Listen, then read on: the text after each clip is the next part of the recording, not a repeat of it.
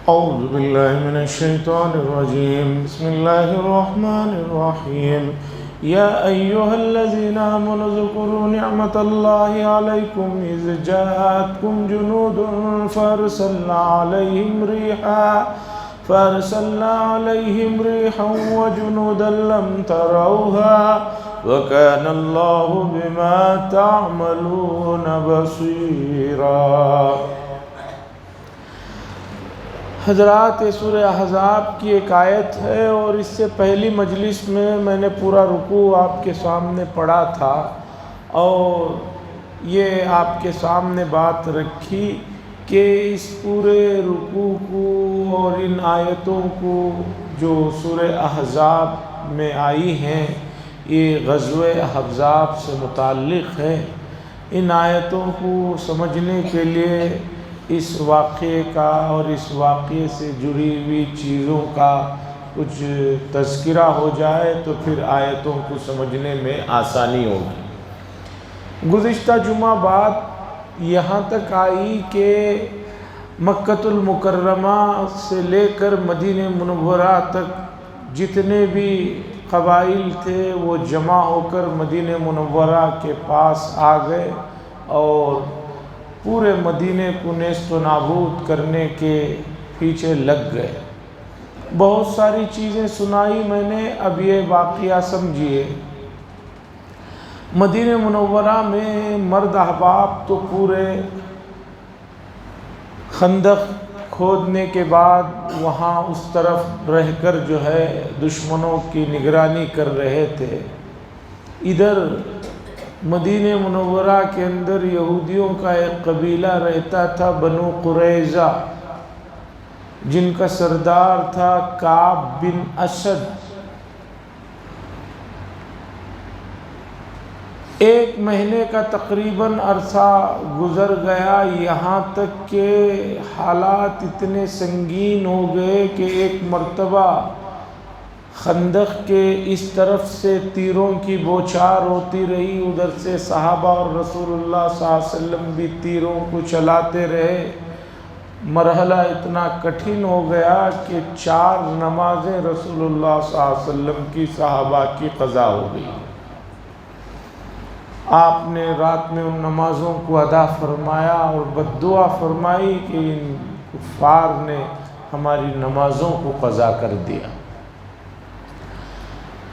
مدینے کے اندر ایک قلعے میں، فاریہ نامی قلعے میں، رسول اللہ صلی اللہ علیہ وسلم نے صحابہ کے مشورے سے تمام عورتوں کو اور بچوں کو وہاں پر جمع کر دیا اور نگرانی کے لیے حضرت حسان بن ثابت رضی اللہ تعالیٰ عنہ کو چھوڑ دیا. بنو نذیر جو خیبر میں تھے، جنہوں نے یہ پورا ورغلایا تھا، ان کا سردار احی بن اخطب یہ آیا. بنو قریظہ جو مدینے میں یہودی رہتے تھے ان کو آ کر کہا کہ تم لوگ رسول اللہ صلی اللہ علیہ وسلم کا ساتھ مت دو بلکہ ان کفار کا ساتھ دو اور یہ اچھا موقع ہے ان کو ختم کرنے کا. بنو قریظہ کا جو سردار تھا کعب بن اسد وہ منع کرتا رہا، نہیں ہم حضور سے پہلے معاہدہ کر چکے ہیں کہ باہر سے آنے والوں کا ساتھ نہیں دیں گے. لیکن یہ بنو نذیر کا مجرم ہوئے بن اخطب، اس نے اتنا مسلسل آر دلایا یہاں تک کہ مدینے کے اندر جو بنو قریظہ یہودیوں کا قبیلہ تھا اس کا سردار کعب بن اسد نے کہا کہ ہم تمہارا ساتھ دیں گے اور مسلمانوں کے خلاف جو ہے کام کریں گے. رسول اللہ صلی اللہ علیہ وسلم کو اس کی اطلاع ملی کہ بھئی مدینے کے اندر جو مجرم بیٹھے ہیں انہوں نے بھی جو ہے دشمنوں کا ساتھ دینے کا وعدہ کر لیا ہے، تو اور زیادہ صورتحال سنگین ہوگی. رسول اللہ صلی اللہ علیہ وسلم نے مدینے میں جو 2 مشہور قبیلے تھے اوس و خزرج، ان دونوں کے سردار ایک ہیں حضرت سعد بن معاذ اور ایک سعد بن عبادہ رضی اللہ تعالیٰ عنہما. ان دونوں حضرات کو بھیجا، جاؤ بنو قریظہ کے پاس جا کر حالات معلوم کرو، کیا انہوں نے ہمارے ساتھ دھوکہ دہی کر لی ہے یا کیا ان کا ارادہ ہے، ذرا معلوم کرو، اور اگر انہوں نے بد عہدی کی ہے، دھوکہ دیا ہے، تو واپس آ کر کھلے الفاظ میں اس کی اطلاع مت دینا۔ یہ جنگی اصول ہیں جو رسول اللہ صلی اللہ علیہ وسلم نے بتائے، اس لیے کہ صحابہ پہلے ہی یہاں پریشان اور حالات سے دو چار ہیں، اب پتہ چلا کہ اندر بھی ایک دشمن پیدا ہو گیا ہے، تو ان کے حوصلے نہ ٹوٹ جائے۔ حضور صلی اللہ علیہ وسلم نے فرمایا، جاؤ دیکھو بنو قریظہ کو، اگر وہ لوگ بد عہدی کر لیے ہیں تو واپس آ کر اشارے کنائے میں بات کہنا، مجھے صاف الفاظ میں مت کہنا۔ رسول اللہ صلی اللہ علیہ وسلم کے یہ دونوں صحابہ، سعد بن معاذ اور سعد بن عبادہ، بنو قریظہ جو مدینے ہی میں ایک قبیلہ تھا، جنہوں نے عہد کر رکھا تھا کہ ہم باہر کے لوگوں کا ساتھ نہیں دیں گے، جب یہ دونوں صحابہ ان کے پاس آئے تو ان دونوں کے سامنے ان یہودیوں نے اپنی خباثت کو ظاہر کیا اور بہت زیادہ رسول اللہ صلی اللہ علیہ وسلم اور صحابہ کو برا بھلا کہا۔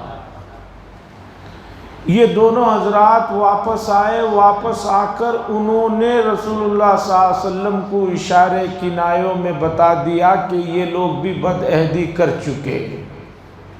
اب حالات اور سنگین ہو گئے۔ ادھر فاریہ نامی قلعے میں صحابہ کے گھر والے، خواتین، بچے محفوظ رہنا مشکل تھا۔ حضرت حسان بن ثابت اس کی نگرانی کر رہے تھے، اسی درمیان میں ایک یہودی آ کر چکر لگا رہا تھا قلعے کے آس پاس۔ رسول اللہ صلی اللہ علیہ وسلم کی پھوپھی حضرت صفیہ رضی اللہ تعالیٰ عنہ اندر تھی، انہوں نے دیکھا تو حضرت حسان بن ثابت سے کہا کہ یہ یہودی آیا ہے نگرانی کر کے جا کر اطلاع کرنے کہ بھئی یہاں مرد احباب ہیں یا نہیں تو یہ حملہ کریں گے تو پھر مسلمان ادھر آ جائیں گے تو پھر ادھر کفار مدینے میں گھس آئیں گے، ان کی یہ پلاننگ ہے اور ہم ادھر اطلاع بھی نہیں کر سکتے، اس لیے کہ پہلے ہی وہاں حالات نازک ہیں۔ حضرت حسان بن ثابت رضی اللہ تعالیٰ عنہ سے فرمایا کہ جاؤ جا کر اس کا جو ہے کام تمام کر دو۔ تو حضرت حسان بن ثابت رضی اللہ تعالیٰ عنہ نے فرمایا کہ میرے اندر اتنی ہمت نہیں ہے، میں اس کام کا آدمی نہیں ہوں۔ وہ شاعر تھے اور کافی عمر والے تھے، کمزور تھے، انہوں نے منع کر دیا۔ حضرت صفیہ رضی اللہ تعالیٰ عنہ حضور صلی اللہ علیہ وسلم کی پھوپھی ایک بڑی لکڑی لیا انہوں نے اور نیچے گئے اور جا کر اس لکڑی سے یہودی پر پیچھے سے حملہ کیا اور اسے مار کر اس کا کام تمام کر دیا، اور آ کر حضرت حسان بن ثابت سے فرمایا کہ جاؤ اس یہودی کو کے جسم پر جو بھی جنگی لباس ہے وہ مال غنیمت ہے، تم لے لو۔ انہوں نے کہا وہ بھی میرے کسی کام کا نہیں ہے، مجھے وہ بھی نہیں چاہیے۔ اب مدینے کے اندر سے بنو قریظہ کی طرف سے یہ مکے سے باہر سے جو مجرم آ کر بیٹھے ہوئے تھے، وہ تو سوچے تھے 4-5 دن کا مسئلہ ہے، 1 مہینہ انہیں آنے لگا تو ان کا کھانا پینا ختم ہو رہا تھا، تو یہ اندر سے دشمنوں نے ان کو کھانا پینا جو ہے روانہ کیا، وہ بھی پکڑا گیا۔ کچھ کفار کے جو نوجوان تھے، زرار بن خطاب ہیں، اکرمہ بن ابی جہل، دوسرے، یہ لوگوں نے کہا بھئی کب تک بیٹھے رہیں گے، کہیں نہ کہیں سے ہم جائیں گے، کود کر اندر گھس کر جو ہے مسلمانوں سے لڑیں گے۔ یہ کہہ کر یہ 3 اور کچھ نوجوان ایک جگہ موقع پا کر جو ہے اندر آ گئے۔ خندق کے ایک کونے میں حصہ چھوٹا تھا تو کود کر اندر آ گئے۔ فوراً ادھر سے حضرات صحابہ میں حضرت علی رضی اللہ تعالیٰ عنہ اور دوسرے صحابہ نے ان کو للکارا اور جنگ کی، اور ان میں سے ایک بڑے آدمی کو انہوں نے نمٹا دیا، جس کی وجہ سے باقی بھی جو آئے تھے وہ ڈر کر اپنے سامان وغیرہ چھوڑ کر بھاگ گئے۔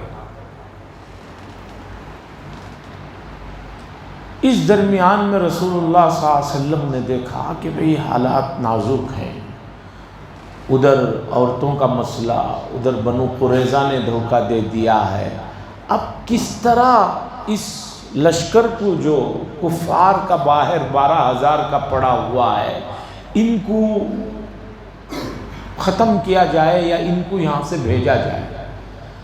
تو اس لشکر میں ایک بڑا حصہ بنو غطفان نامی قبیلے کا تھا۔ رسول اللہ صلی اللہ علیہ وسلم نے بنو غطفان کے 2 سردار وینا بن حصن اور ایک سردار عوف نامی ان کے پاس پیغام بھجوایا، تم لوگ اپنے ساتھیوں کو لے کر اگر واپس چلے گئے تو ہم تمہیں سالانہ مدینے میں جو کھجوروں کی پیداوار ہوتی ہے 1/3 یا آدھا حصہ دیں گے۔ بات چیت شروع ہوئی، اسی بیچ میں اوس و خزرج جو مدینے کے انصاری صحابہ جو بڑا قبیلے 2 تھے، انہوں نے رسول اللہ صلی اللہ علیہ وسلم سے حضرت سعد بن معاذ اور حضرت سعد بن عبادہ رضی اللہ تعالیٰ عنہ نے فرمایا، یا رسول اللہ صلی اللہ علیہ وسلم یہ جو آپ بنو غطفان کے ساتھ صلح کی جو بات چیت کر رہے ہیں، کھجور دینے کی بات چیت کر رہے ہیں، یہ اگر اللہ کی طرف سے حکم اس طرح کرنے کا ہے تو ہم کچھ نہیں کہیں گے، ہم مان لیں گے، اور اگر آپ اس وجہ سے کر رہے ہیں تاکہ ہمیں اس پریشانی سے بچا سکیں، ہم جو اس وقت مصیبت میں گھرے ہوئے ہیں اس سے بچا سکیں، یہ سوچ کر آپ کر رہے ہیں، تو ہماری گزارش یہ ہے کہ ہم زندگی میں کبھی مہمانوں کے علاوہ، دوست احباب کے علاوہ ہماری کھجوروں کو دوسروں کو نہیں دیا ہے۔ ان دشمنوں کو جو ہم ایمان والے ہیں اتنا بڑا حصہ کھجوروں کا سالانہ دیں، ہمیں پسند نہیں، ہم اپنی جان دینے تیار ہیں، لیکن جو ہے اس طرح دب کر صلح کرنے کے لیے تیار نہیں۔ حضور صلی اللہ علیہ وسلم نے فرمایا یہ اللہ کا حکم نہیں، میں نے سوچا کہ بھی آپ لوگوں کو پریشانی نہ ہو، اس طرح بنو غطفان جب چلے جائے گا تو ان کی کمر مکے والوں کی ٹوٹ جائے گی، وہ لوگ بھی چلے جائیں گے، یہ سوچ کر یہ بات چیت میں جاری کرنا چاہ رہا تھا۔ جب آپ لوگوں نے اس طرح کی بات کہی، ہمت دلائی، تو اب جو ہے کوئی ان کے ساتھ صلح نہیں ہوگی۔ غزوہ احزاب بہت بڑا غزوہ ہے، 1 مہینے کے واقعات ہیں، اس میں سے منتخب کچھ چیزیں میں جو سمجھنے سے متعلق ہے ضروری وہ سمجھا رہا ہوں۔ اسی بیچ میں دیکھیے اللہ تبارک و تعالیٰ کی طرف سے کیا انتظام ہوتا ہے۔ قبیلے بنو غطفان میں ایک صاحب نعیم بن مسعود عامر الاشجعی، یہ چھپ کر ایمان لائے ہوئے رہتے ہیں۔ یہ ایک روز آ کر رسول اللہ صلی اللہ علیہ وسلم سے کہتے ہیں میں ایمان میں آ چکا ہوں، آپ کو نبی برحق مانتا ہوں، اگر آپ اجازت دیں تو میں کچھ کرنا چاہتا ہوں۔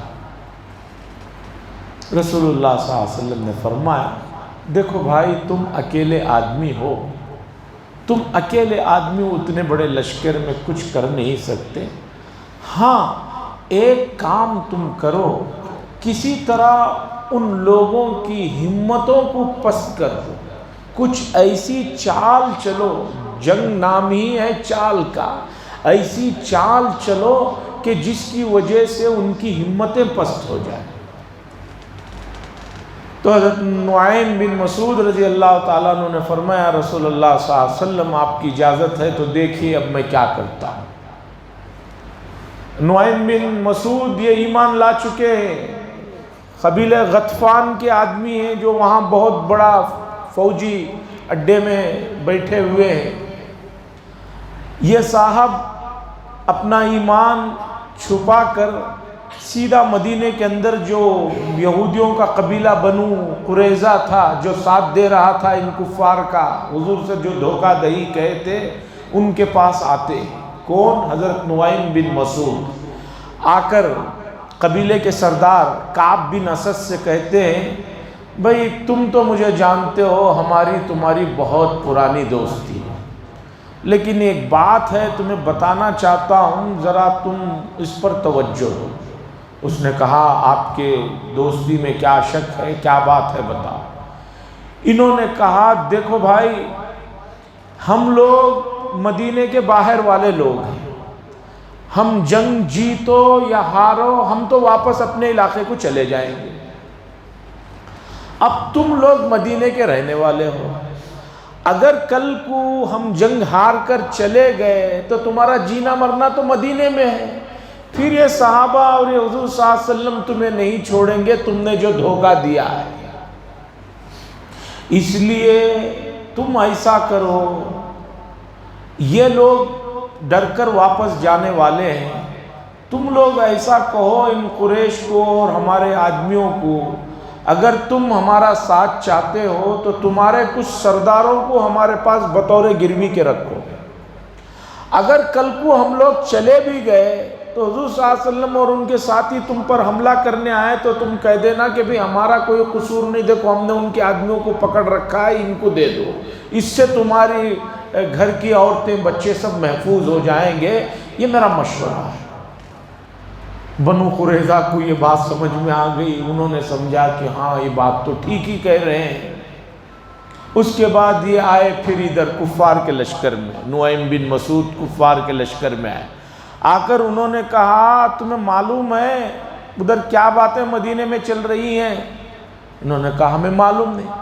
کہا بھئی بنو قریظہ یہودیوں کا جو قبیلہ ہے وہ رسول اللہ صلی اللہ علیہ وسلم سے جو بد عہدی کر چکا ہے، اب وہ معافی مانگنے کے لیے تیار ہو گیا ہے، وہ سوچ رہا ہے کہ بھئی ہم تو چلے جائیں گے، ہمیں تو یہیں مدینے میں رہنا ہے، اس لیے اب اس نے ایک نئی ترکیب بنا رہے ہیں کہ وہ تم لوگوں کے کچھ سرداروں کو بطور گروی کے رہن کے مانگیں گے، تاکہ حضور صلی اللہ علیہ وسلم کے پاس ان کو دے کر اپنی وفاداری کو ثابت کر سکیں، اس لیے اگر وہ کچھ سرداروں کو مانگے تو تم مت دینا۔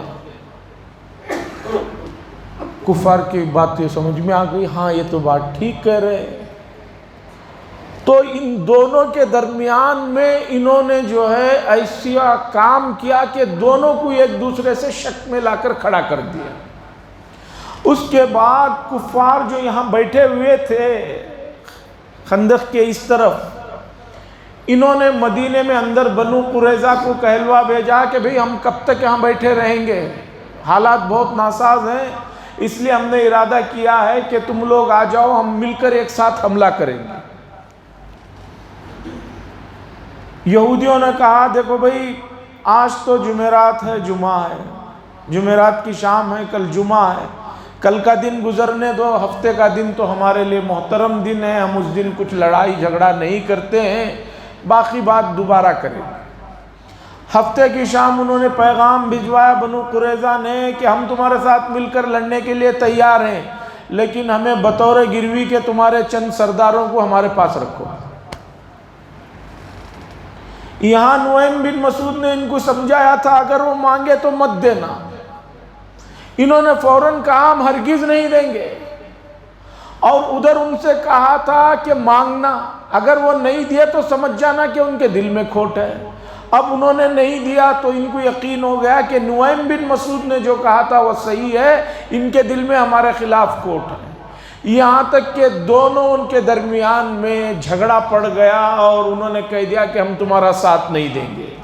اتنے میں ان کفار کی، بنو غطفان کی، سب کی ہمتیں ٹوٹ گئی کہ بھی اندر بھی کوئی ساتھ دینے والا نہیں، باہر بھی حالات ناساز ہیں، کھانا ختم ہو چکا ہے، 1 مہینے سے پڑے ہوئے ہیں، اب کیا کریں؟ یہ کہہ کر ان لوگوں نے طے کیا کہ چلو واپس چلتے ہیں۔ حضرت نعیم بن مسعود نے جو کام کیا وہ کامیاب ہو گیا۔ اطلاع ملی رسول اللہ صلی اللہ علیہ وسلم کو کہ ان کی ہمتیں ٹوٹ گئی ہیں اور سب معاملات بگڑ گئے ہیں، تو رسول اللہ صلی اللہ علیہ وسلم نے صحابہ سے کہا کون جائے گا جا کر اس خبر کی تصدیق کر کے لائے گا، یہ جو بات ہو رہی ہے وہ جانے کے لیے تیار ہیں، کون جائیں گے؟ 12,000 کے لشکر میں ایک اکیلا آدمی کون جانے کی ہمت کر سکتا؟ صحابہ میں سے کوئی بھی نہیں اٹھے۔ رسول اللہ صلی اللہ علیہ وسلم نے نمازیں پڑھی، دعا کی، پھر کہا کون جائے گا اس کے لیے جنت کی بشارت۔ 3 مرتبہ اس طرح نماز پڑھتے رہے اور صحابہ سے کہتے رہے، کوئی بھی نہیں اٹھے۔ ایک تو سردی، دوسرا یہ حالات۔ اس کے بعد حضور صلی اللہ علیہ وسلم نے حضرت حذیفہ بن یمان رضی اللہ تعالیٰ عنہ کا نام لے کر کہا کہ جاؤ، جا کر وہاں اندر جاسوسی کر کے خبر لے کر آؤ، کیا یہ صحیح بات ہے کہ ان کی ہمتیں ٹوٹ چکے ہیں، وہ جانے کا ارادہ کر رہے ہیں۔ حضرت حذیفہ بن یمان کہتے ہیں کہ اتنی کڑاکے کی سردی، میرے ہاتھ پیر کانپ رہے تھے، میں اٹھ کے تو کھڑا ہوا، اب جب اللہ کے نبی نے میرا نام لے لیا ہے تو جو ہے ہمت جواب دے رہی تھی۔ حضور صلی اللہ علیہ وسلم نے میرے سینے پر، میرے سر پر ہاتھ رکھا، جس کی وجہ سے سردی تو پوری ختم ہو گئی، ایسا لگ رہا تھا جیسے گرم حمام میں یا گرم لو میں چل رہا ہوں، اور کپڑے وغیرہ اوڑھا۔ سردیوں کی رات کتنی کالی ہوتی ہے، اس طرح کے تو بجلی کے انتظامات نہیں تھے، شال وغیرہ اوڑھا اور نکلا، اور رسول اللہ صلی اللہ علیہ وسلم نے فرمایا کوئی بھی حرکت مت کرنا، صرف جانا، خبر لے کر آنا۔ جب یہ اندر پہنچے ہیں، اس دشمن کے علاقے میں پہنچے ہیں، تو وہاں پورے سردی کی ہواؤں کی وجہ سے ہانڈیاں الٹی پڑی ہوئی ہیں، جو کپڑے کے چھت وغیرہ لگائے ہوئے تھے وہ اڑے ہوئے ہیں، حالات ناساز ہیں۔ انہوں نے دیکھا کہ ابو سفیان جو سردار ہے وہ ایک جگہ آگ کے قریب بیٹھا ہوا ہاتھوں کو سیک رہا، یہ بھی جو ہے کپڑا منہ کو اوڑھے ہوئے وہاں چلے گئے۔ تو اس کے بعد ابو سفیان نے کہا تمام سرداروں کو جمع کر کے، بھائی میں تم سے ایک بات کہنا چاہتا ہوں، لیکن وہ بات کہنے سے پہلے میں تسلی کر لینا چاہتا ہوں کہ بھی ہمارے درمیان میں کوئی غیر تو نہیں ہے، اس لیے پہلے ہر آدمی ایک دوسرے کے آدمی کے کندھے پر ہاتھ رکھ کر کون ہے یہ پوچھ لے، اس کے بعد میں بات بتاؤں گا۔ حضرت حذیفہ بن یمان رضی اللہ تعالیٰ عنہ کہتے ہیں میں ڈر گیا کہ اگر کوئی میرے اوپر ہاتھ رکھ کر پوچھے گا کہ بھی تم کون ہو، اپنی نشانی بتاؤ، تو میں تو پکڑا گیا۔ کہتے ہیں کہ اس سے پہلے کہ کوئی میرے کندھے پر ہاتھ رکھے، میں نے بازو والے کے کندھے پہ ہاتھ رکھ کے کہا کون ہے بھئی تو؟ اس نے کہا ارے میں فلاں ابن فلاں ہوں، حوازن قبیلے کا ہوں۔ ہاں چلو تم آگے والے سے پوچھ لو۔ اس طرح پوری باری ہو گئی۔ اس کے بعد ابو سفیان نے کہا کہ بھئی طے یہ ہوا ہے کہ ہم یہ جنگ میں اب آگے اور نقصان نہیں اٹھا سکتے، ہمیں واپس جانا ہے، نکلیں گے کل چلے جائیں گے۔ اس کے بعد حضرت حذیفہ ابن یمان رضی اللہ تعالیٰ عنہ پھر چھپ چھپا کر آئے اور آ کر رسول اللہ صلی اللہ علیہ وسلم کو خوشخبری دی کہ یہاں یہ بات طے ہو چکی ہے۔ رسول اللہ صلی اللہ علیہ وسلم بڑے خوش ہوئے اور خوش ہو کر دعائیں دی اور یہ فرمایا کہ انشاءاللہ اب قریش کبھی ہم پر حملہ نہیں کریں گے، بلکہ اب ہم ہی ان کے پاس جائیں گے۔ اور ایسے ہی ہوا۔ غزوہ احزاب کے بعد پھر کبھی وہ لوگ نہیں آئے، بلکہ رسول اللہ صلی اللہ علیہ وسلم مکے کو فتح کرنے کے لیے گئے۔ اس بیچ میں بڑی آندھیاں چلی جس سے ان کا اور بہت نقصان ہو گیا، تو یہ پورے کا پورا لشکر نکل کر چلا گیا۔ اس طرح مسلمانوں کو فتح ہوئی۔ اب ان آیتوں میں اس مضمون کو اللہ بتا رہے ہیں، سمجھیے درمیان میں ایسی کوئی بات رہی تو اسے ذکر کروں گا۔ یا ایھا الذین آمنوا اذکروا، اے ایمان والو اللہ اذکروا نعمت اللہ، اللہ کی نعمت کو یاد کرو جبکہ آیا تھا تمہارے پاس ایک لشکر، ہم نے فارسلنا علیہم ریحا، ہم نے ان پر جو ہے آندھی بھیجی اور ایسے لشکر کو بھیجا جسے تم نہیں دیکھ رہے تھے، فرشتوں کا لشکر تھا جو تمہیں نظر نہیں آ رہا تھا۔ وَكَانَ اللَّهُ بِمَا تَعْمَلُونَ بَصِيرًا، اور بے شک اللہ تبارک و تعالیٰ جو کچھ تم کر رہے اسے دیکھ رہے۔ اِذْ جَاءُوكُم مِّن فَوْقِكُم، یاد کرو اس وقت کو جب کہ آیا تھا ایک لشکر تمہارے اوپر سے اور تمہارے نیچے سے، ادھر کی طرف سے بھی آیا تھا، ادھر کی طرف سے بھی آیا تھا۔ وَإِذْ زَاغَتِ الْأَبْصَارُ، اور دل جو ہے پھترا گئے تھے، آنکھیں جو ہے پھترا گئی تھی۔ وَبَلَغَتِ الْقُلُوبُ الْحَنَاجِرَ، اور دل جو ہے حلق کے پاس آ گئے تھے. جو حالات ہوئے تھے ایسا ہو رہا تھا جیسے جو ہے آنکھیں پھترا گئی ہوں اور دل جو ہے وہ حلق تک آ گئے تھے. وَتَظُنُّونَ بِاللَّهِ الظُّنُونَ، اور تم اللہ کے بارے میں وسوسوں میں اور خیالات میں مبتلا ہو گئے تھے. هُنَالِكَ ابْتُلِيَ الْمُؤْمِنُونَ، یہاں پر مومنین کی آزمائش ہوئی اور انہیں ایک بھونچال کے ذریعے سے ہلا ڈالا گیا. وَإِذْ يَقُولُ الْمُنَافِقُونَ، اور اس موقع پر یاد کرو منافقین کہہ رہے تھے، اور وہ لوگ جن کے دلوں میں مرض تھا، بیماری تھی، مَا وَعَدَنَا اللَّهُ وَرَسُولُهُ إِلَّا غُرُورًا، اللہ اور اس کے رسول نے جو وعدہ کیا ہے وہ دھوکے کے سوا کچھ نہیں. وَإِذْ قَالَتْ طَائِفَةٌ مِّنْهُمْ، اور یاد کرو اس وقت کو جبکہ ایک فرقہ تم میں سے یہ کہہ رہا تھا، اے یثرب کے لوگوں لوٹ چلو، یہاں پر کوئی تمہارا ٹھکانہ ہی نہیں ہے. مدینے کا پرانا نام یثرب ہے. یثرب رسول اللہ صلی اللہ علیہ وسلم نے اس کا نام بدلایا اور کہا اب اسے یثرب نہ کہا جائے بلکہ طیبہ کہا جائے.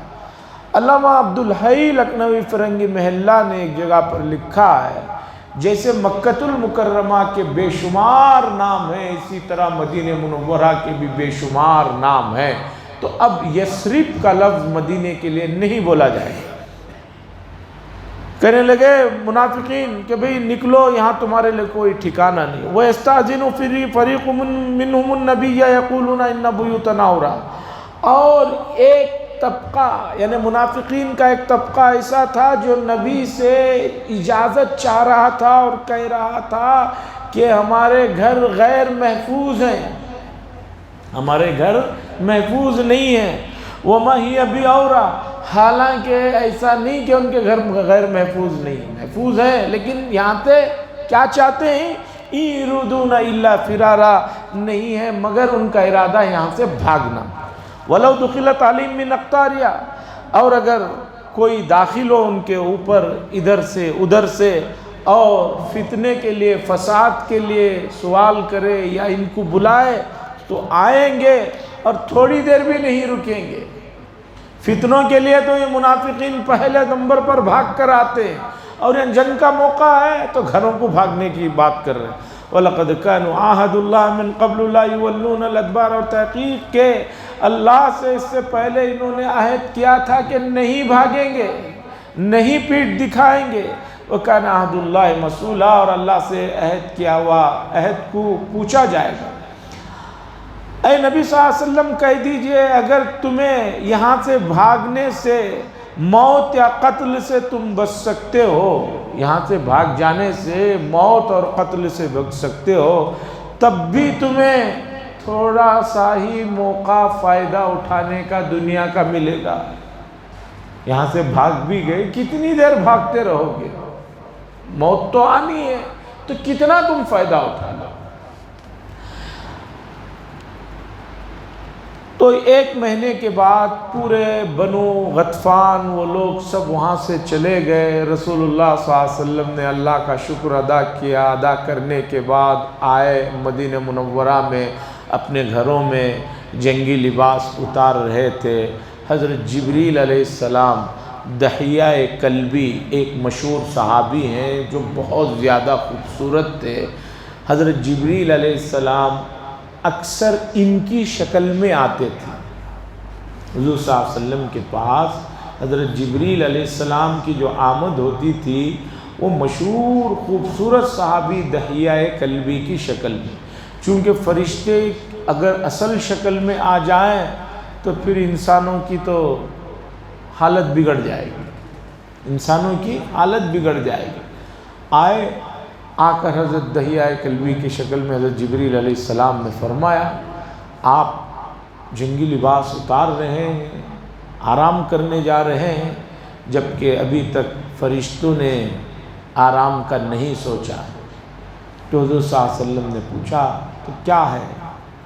تو حضرت جبریل علیہ السلام نے فرمایا بنو قریظہ نے جو غداری کی، مدینے کے اندر رہ کر وعدہ خلافی کی ہے، ان کا مسئلہ ختم کرنے کا اللہ کی طرف سے حکم ہے، اس لیے بنو قریظہ کی طرف چلنا ہے. رسول اللہ صلی اللہ علیہ وسلم نے فوراً اعلان کروایا کہ جو آدمی جس حالت میں ہے وہ اسی حالت میں فوراً بنو قریظہ کے علاقے کی طرف چلے۔